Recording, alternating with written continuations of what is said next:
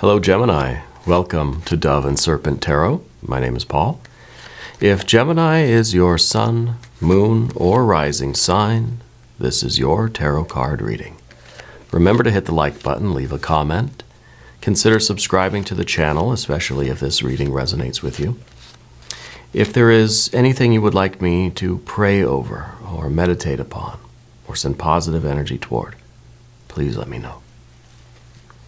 Now, this is going to be a general reading, so try to be open and receptive to whatever may come through during our time together. I am merely the messenger, and I ask you to connect directly with each of these cards and use your own intuition to take you beyond the details that I might provide. And remember, Gemini, that the most important part of any tarot reading is you. Four of Swords. Very calm, very relaxed. I feel like you are almost taking a mental break from drama right now, you know. I think that maybe there have been a lot of things going on that have been asking for your opinion, let's say. And I feel like you don't really want to give it. I feel like you're right now and you're in this kind of non-compete kind of energy. This non-interference. You're in this very kind of wu-wei energy, right? Like effortless action. It's just not getting entangled. It's just kind of letting things happen naturally as they should. You're trying not to get stirred up, mentally, intellectually about things. Okay, and so maybe you're in a mode of listening, but not speaking. Yeah, I feel like there's a calm balance in your energy right now.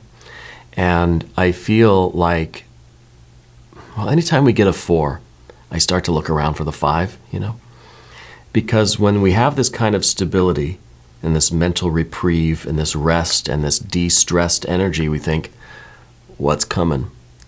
We almost, we don't relax fully. Because as soon as we do, that's when the alarm clock's going to go off. That's when the phone's going to ring. That's when something stressful is going to happen, right? So I feel like you're somebody that has to intentionally take breaks from people, we're just kind of getting out of the Gemini season. So it could be that you had just a really busy month, And now I'm just done. I just don't want the drama. I don't want not even that it's drama, but just a lot of busyness, a lot of interactions, having to really, talk a lot and be like the center of attention and really, trying very hard to be gracious and to be positive and to be welcoming. But I think there's an underlying stress to it all for you. I think it was a very great month for you, but I feel like it was stressful and it just kind of, we need a little bit of downtime mentally, where we don't really have to talk. We don't have to engage with people. Maybe it's just a matter of like listening to music or watching TV or reading. We just want to absorb some good vibes and we don't want to have to like have the exchange, So this is a lot of rest in that way.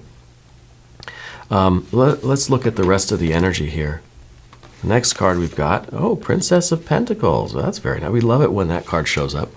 This is the infinite potential.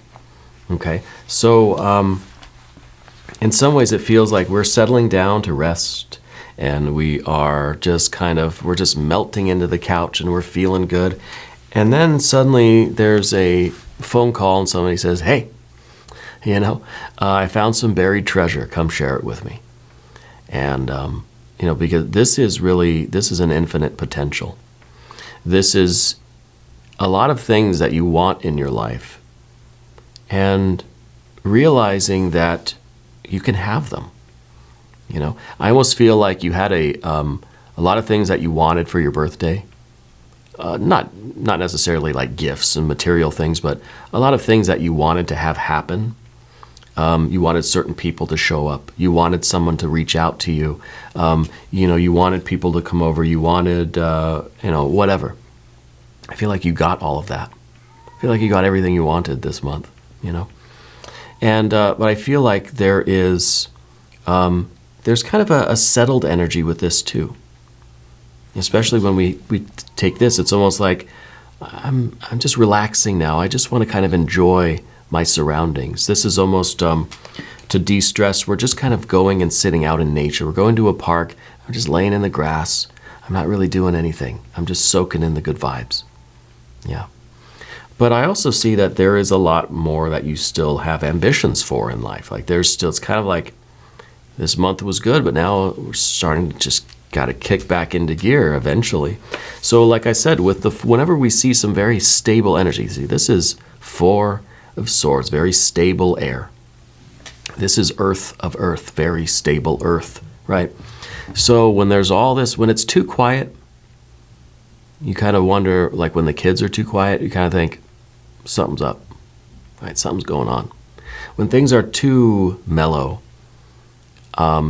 maybe we start to kind of crave some excitement or crave something else to do, you know? We start to relax, and then as soon as we sit down, we relax fully, and then it's like, all right, I'm ready to go, you know? Let's keep looking around at the energy. Let's see what's up here. 5 of Cups. Well, there's the 5 that we were looking for.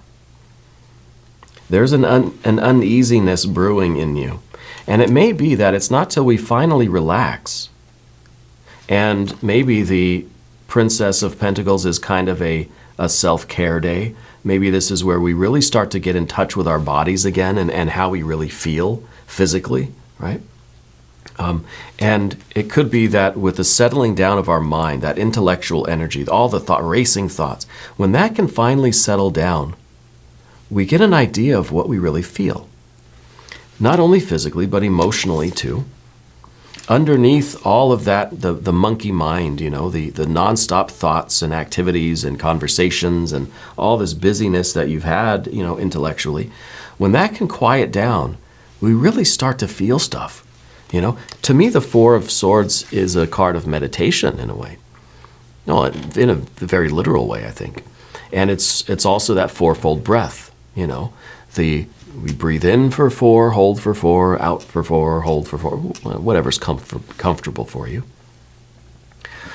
But it's through the stillness of our mental activity where we start to really get in touch with other things, you know.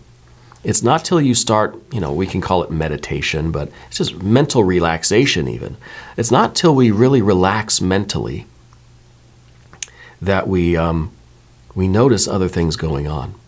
And we notice kind of what's going on in our emotional life, or that we start to notice how we feel physically. Okay?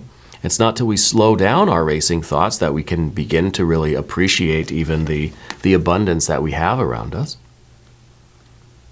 Okay? And they say in meditation, when you reach a certain stillness in the mind, you start having a lot of memories that come up, right? Emotionally charged energy starts to come to the surface. And really, when you start meditating, let's say you sit down, you close your eyes, you start doing your breathing exercises. The first thing you notice is how your body feels. You start itching in weird places, you start having these little muscle spasms, you kind of, you know, you feel cramped, you just can't get comfortable, and we're just kind of, they're like I am in my chair right now, just moving around, trying to find a comfortable spot to sit and talk. That's kind of the first thing we notice is how the body feels, okay? And then we start to notice that maybe we don't like sitting still in the dark, feeling how our body feels. We start to have these kinds of perceptions, whether they're emotionally charged thoughts or intellectually charged feelings. We start to kind of take stock of what's going on inside of us. We start thinking about the past and kind of who's wronged us, all of the things that maybe have disappointed us in our lives, a lot of things that we're not satisfied with. You know, we start to kind of take stock of what we don't like, you know. And it's just like, it's a natural place that the mind goes when we're in that kind of stillness that I feel like you're in right now. And it's just really, it doesn't have to be meditation. I'm using that as an example, but I feel like there was a height of activity, very, very busy, and now there's just Now there's just a calm. And it's in that calm space that I think there's this emotional stuff going on. We're feeling something about something. Maybe we didn't notice it before because we were just so busy. Yeah. And so I feel like there's an emotional shift that's kind of taking place. We're realizing the value of something in our lives. Okay. And I think you're somebody that needs these periods of kind of inactivity, so to speak, in order to get in touch with your feelings. Okay. Otherwise, you're at that height of activity, which is kind of characteristic of Gemini, that height of intellectual activity, and we don't always pay attention to how we feel, physically or emotionally. And also how our emotions are affecting our physical well-being. You know, how much of these little aches and pains that we feel have an emotional cause? Now, I'm not a doctor. I'm not a therapist. This isn't a medical reading. But I would bet that a lot of how you feel physically is based on how you feel emotionally. And if we are feeling this kind of Five of Cups, if we feel a dissatisfaction or a dis-ease about something, we might be feeling something corresponding in our physical body. Let's look at another card. Two of Cups. Venus in Cancer, right? This is really affectionate love. This is a one-on-one thing. Maybe this is the one person that didn't show up to your birthday party, right? Maybe this is kind of the one, the one thing that we're missing right now is that deeply personal, intimate, one-on-one connection. This could be, it doesn't have to be romantic, okay? Put away your pitchforks. This isn't a romance reading, but it is a love reading. Every reading is a love reading because everything is love, right? I don't always talk about romantic relationships. Sometimes I do. They're kind of lumped in with other things, right? Because we all have relationships. We all do. That, period. End of sentence, right? Full stop. Even if you are a complete homebody, a complete loner, like I kind of am, we still have relationships. We have a relationship with ourselves. We have a relationship with our physical body, a relationship with spirit, with our environment, and with other people, even if it's in a rather indirect way. Okay? So I wonder if there's part of you that's really wanting a more immediate, direct, interpersonal connection with someone or something. It could be a sense of purpose. Right?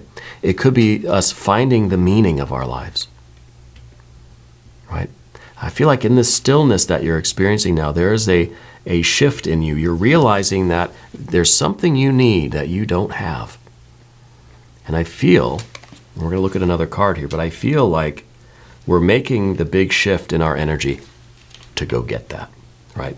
That we've kind of, as soon as we've relaxed now, it's like, okay, I'm ready to go. You know, that we've felt that motivation. Maybe this next card is going to be an Ace of Wands or something. Well, it's a Nine of Cups. See, that's even better. That's the pursuit of happiness. This is the ideal. This is what we want. We want to live a life that is abundant on every plane: physical, financial, mental, emotional, spiritual, creative, right? 3, 3, and 3. That's the happy life. That is us. That's the way of life. That's the Tao of happiness for you, right? It is the pursuit of happiness, the following of your bliss. It is the happiness that keeps on happening, the dream that keeps on dreaming. See, it's a 9. It's an odd number. It's a function. It's a process. It's a way of life. It's not a single attainment. Okay? So it leads me to believe that this isn't exactly a particular person, right? This is having that connection, having that sense of purpose, that intimacy, whatever it is. Having this in your life might be what you feel is missing from this, what would otherwise be absolutely perfect, right? The perfect relational nature of life, right? Because all we really are as human beings is a cluster of experience, a cluster of relationships. We're all a process. I'm not a thing. We're not a human being. We're a human doing, right? So the only thing that gives us any kind of tangible, I think, authentic existence is our relationship with the environment, right? Whatever that means. If it's just me and my relationship with the air and the walls around me, it's just me kind of being separated from the from the rest of the universe, right? And I mean, I've got skin that kind of separates me from the skin of everything else. And so by my very existence, I'm in a relationship with this universe, right? It's me and the universe here. It's a one-on-one intimate relationship with just life, with being alive, with the entire universe. And anybody who's following with the meditation analogy will see the significance of that, right? That we are looking at ourselves as a spiritual entity and the universe as a spiritual entity. There is no difference. We are the same, but for the purpose of realizing that, we are currently separated. So it is the goal of spiritual work to then achieve that union, achieve that identification. And so I think there is something deep like that, something that feels like fundamentally missing. And I feel like this is what we're going after, right? I feel like the energy is shifting. I feel that we are being inspired with a sense of purpose. Next card is the Seven of Swords. Maybe we don't know which way to go. See, now we're kind of getting back into our thinking apparatus again. Now the mind is starting to move, and maybe this is good. Right? Maybe this is exactly what I said, where as soon as we relax and we start feeling things we haven't felt before, we start feeling in our body and in our hearts, because now our mind is finally, we've reached a point of stillness, relative stillness. So we're feeling things again. And then as soon as we start to feel those things, our mind kicks into gear and we're thinking of all the different directions we could go to get what we need in our lives to fulfill this mission, this sense of purpose, to live up to our potential, to follow through with this meaning of our lives. Let's select the mystery card, bonus card, confirmation card. This is a random card from the Smith-Waite Tarot. This is the factor infinite and unknown. It's going to go over here. We're going to put tiny Bob Ross right on top. Happy little Bob. We're not going to look at that card until the end, Gemini, but it will tie everything together. If you have a prediction, drop it in the comments down below. We're going to talk about the path of the serpent, and as we do this, I would like to ask for your subscription. If you haven't subscribed yet, please do. It's totally free, helps out the channel, and I really do appreciate that. We're almost at 250,000 subscribers, and it blows me away. I never thought that this channel would do that, and it's because of all of you, and I really do appreciate you. So let's look at the general energy now on the path of the serpent. Two of Swords. We're kind of narrowing down. So we got the 2 and the 2. We got our thinking and our feeling. So the 7 of Swords might be all the different ideas, all the variables of which way we could go. We kind of put it out like that. It's like our movement now, our mind is thinking of all the different avenues, all the different scenarios that we could, all the different paths we could walk to fulfill this. To manifest the meaning of our lives, to express that, right? Then we get over here to the 2 of Swords, and I think we figured it out. I think you're discovering there's an intuitive suggestion, the lunar suggestion in both of these cards, a little crescent moon at the top of the cards. Not only that, but we have a 2 and a 2. So I feel like your thinking and your feeling are on the same page now. And we know what direction to take. Okay, so over here we're exploring many different possibilities. But then we cross this gulf, the abyss between the path of the dove and the path of the serpent, and we know what path to take. Queen of Swords, Gemini, that is one of your power cards. That is the mutable air energy. This is now very objective thinking. We're getting back into the very typical Gemini stuff, right? Feels good. Feels good to be back in our authentic, kind of methodology again. So we see that we had all this water that started to show up. As soon as the mind started to calm down, all of these feelings started bubbling up. And it's feelings about our existence, about our life, about who we are, where we're going, why we're here, all that good stuff. And now, activating your superpower. And your superpower is basically you being able to then rise up above all of this water energy and get back to your objective thinking. And I think that this is how you're tapping into this kind of pure spiritual air, right? And seeing the path before you. It's really, if we get immersed too much in the water energy, it's difficult for us. Do you ever try to open your eyes underwater? Can't really see that well, right? It's kind of hard to see what to do or where to go or how to progress when we're right in the middle of the stuff. Like when we're in the middle of all these feelings, these mixed feelings and all of this emotional energy, it really clouds our vision. So the Gemini superpower is rising up above the tumultuous undertow of all of that water energy, right? Shout out to Tool. I know I'm always shouting out Tool. One of my favorite bands, Tool, Dave Matthews Band. I'm a simple guy. We rise above that tumultuous water energy, and we're able to see things clearly. We're able to see the path before us, and we're able to have that closer experience which is symbolized by this lunar energy in these cards. We're able to have this more kind of psychic, spiritual, intuitive, objective perception, which I think is very important for you, Gemini. I mean, this is your superpower card, right?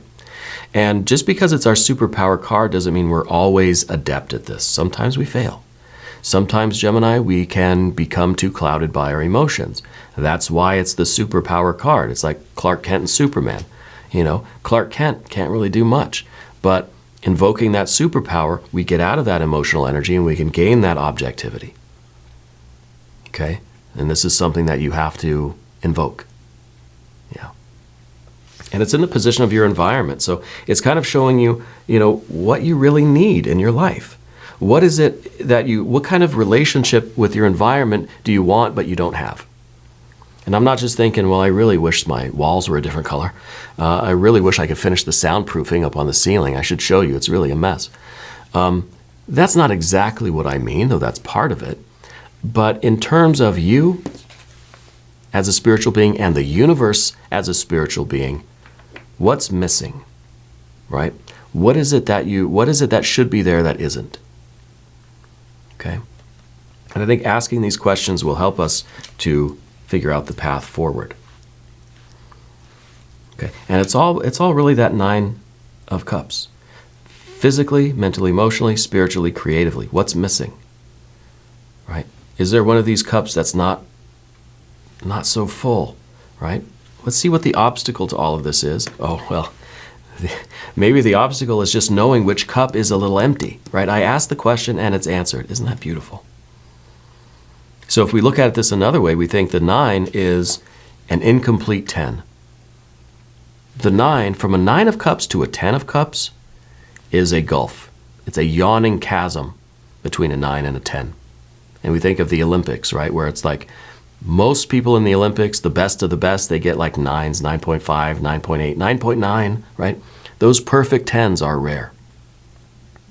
And there's a huge gulf between that Olympian that can get a 9.5 versus the Olympian that gets that 10, right? And I don't know if that's true. It's just an analogy.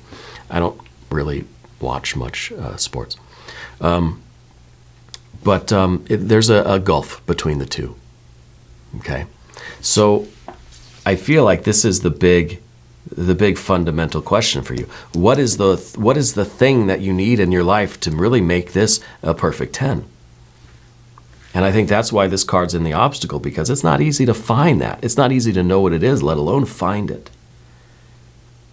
But I think you're doing both of that. I think you're recognizing what it is, and you're gaining this objective kind of perspective and perception to figure out at least where it is and how to go get it. Let's see what the next card is. The Moon card. See, it's I think we know where it is. We know what we want. We know where it is. We know how to get it. But it's in a very dangerous place, right? This is kind of like, yeah, I know where the gold is. I know how to get it. I know that it's there. but it's in, the scariest place on earth, right? It's in like Mordor or something, right? And so there's a bit of courage that's needed here. And we see the connection with the lunar energy again. This is the moon card, but this is the waning moon. This is sometimes just the new moon. It's just black. There's no moonlight at all in this card sometimes. It's really a dark, dangerous forest. We have to go out on this hero's journey. We have to, if we're on the quest for the Holy Grail, right, that 10th cup, if we're on the quest for the Holy Grail, that hero's journey, we've got to be willing to enter the dark forest. And that is kind of, in some ways, it's the hero entering the belly of the beast. Scary. I don't want to be in there. The belly of the whale, I guess, is what it's called. It's that dark and dangerous place, right? It's that uncertainty. It's going to really require a lot of courage and a lot of bravery. I feel like this is a very serious message. I feel like this is a huge shift in energy for you. I feel like it's going to take a lot of courage for you to to enter that dark forest and find that 10th cup. Yeah. I want to look at the mystery card. I bet it's going to be the 10 of cups, but I don't want to say that because I'm probably wrong. I haven't been all that accurate lately, but I don't mind. I don't mind at all. I think it's, I honestly, I think I'm personally, in my professionally too, I guess, I think I'm leveling up. When when your job becomes too easy, or a kid in school is just, they get bored because class is too easy, they need to be challenged more. I feel like that happens to us as adults too, especially in the psychic realm. When things just become too obvious or too familiar or too easy, then we know it's time to level up, right? It's time to really allow ourselves to, again, kind of enter that dark forest. We see that sun rising into that dark landscape. And when you arrive there at that new place, things are going to be hard again. Things are going to be difficult again. You're going to have to work. You're going to have to struggle, right? And I feel like this is happening for you. I feel like this energy is shifting. I feel like with the 9 of Cups, hey, this is brilliant. But you're realizing that maybe it's too easy. You realize now that there's something missing, there needs to be more. So we're going back into the wild, dangerous, scary, dark forest. And this is how we level up. And we're going to have to learn and develop again. And honestly, I feel that way with the readings. I feel this is why I'm not able to predict the mystery card every time like I used to. I think maybe like last year or earlier this year. Every time I was getting it. Every time. It became too easy. And so now I feel like something new is opening up, and I've got to get to that point again where it'll get easy again, and then, we have to keep breaking on through. But I'm going to say 10 of Cups. I don't know. You can put a prediction down in the comments. Let's see. Well, we got the 3 of Pentacles. Well, that's okay. That's progress. The 3 of Pentacles is work. And this is cooperation, teamwork. This is it's kind of what I was just talking about, right? Once we level up, we get to that new plane, then it's going to be work again. It's going to be hard. It's going to be challenging. We're going to have to really focus and really apply ourselves. When it becomes too easy and too smooth, then there's no challenge, there's no growth. So this is the card of growth. This is the card of being out here in this forest and doing the work, doing the spiritual work, right? And I feel like this is also a confirmation of the commitment between your body, your mind, and your heart. Yeah. And we have a lot of that here. We have body, we have heart, and we have mind. And this is the card of that kind of cooperation. Okay. And I like that we have the 2 and the 2. And physically, in terms of the body, the earth energy, we have earth and earth, right, with the Princess of Pentacles. So I think this is the perfect confirmation that the energy is shifting. And yes, you're going to have a kind of new quest before you. But it's one that you're ready for, and it's going to be just supremely rewarding. Yeah. Now we're going to do an extended reading. If you want to stick around, there is a link up top. There's one down below. New readings for Gemini every Monday and Friday, 6 a.m. Chicago time. If you haven't subscribed yet, please do. It is totally free. It doesn't cost anything. And leave a comment. Let me know where in the world you're watching from, especially if you're a new viewer. If this is your first time here, welcome. All right. Glad to have you as part of the community here. I want you to know that you're the most important part of Dove and Serpent Tarot. I thank you and I love you. And we're all in this together.